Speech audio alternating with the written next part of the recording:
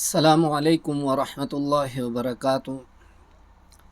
امید کرتا ہوں محترم آپ خیریت سے ہوں گے۔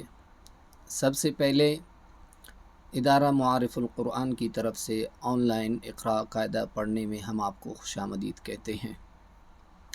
یہ طریقہ کار ان مصروف لوگوں کے لیے ہیں جو ہمیشہ اپنے کام کاج میں مصروف رہتے ہیں۔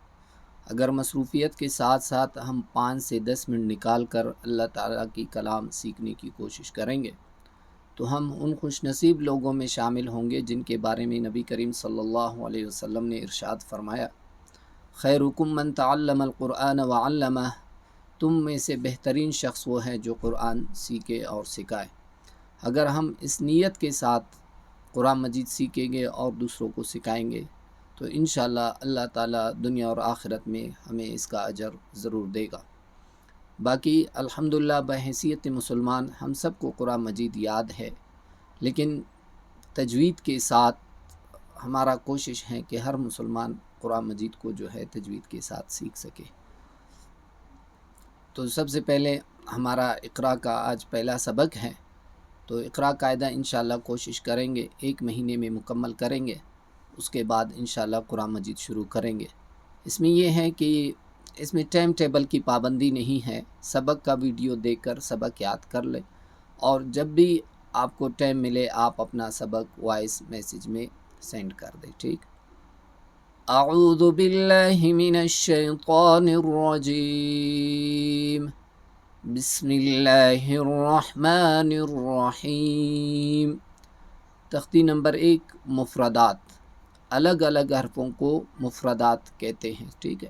یہ الگ الگ ہر ڈبے میں الگ الگ ایک حرف ہے، ان کو جو ہے مفردات کہتے ہیں۔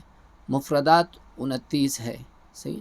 ان میں سے 15 مد والے اور 14 بغیر مد والے، صحیح ہے؟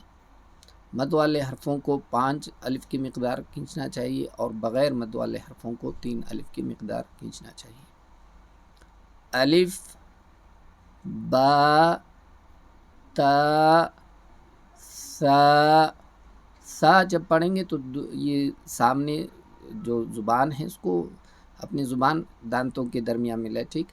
سا، جیم، ح، خ، دال، ذال، را، ز، سین، شین، صاد، ضاد، طا، ظا، عین، غین، فا، قاف، کاف، لام، میم، نون، واو، ہا، حمزہ، یا۔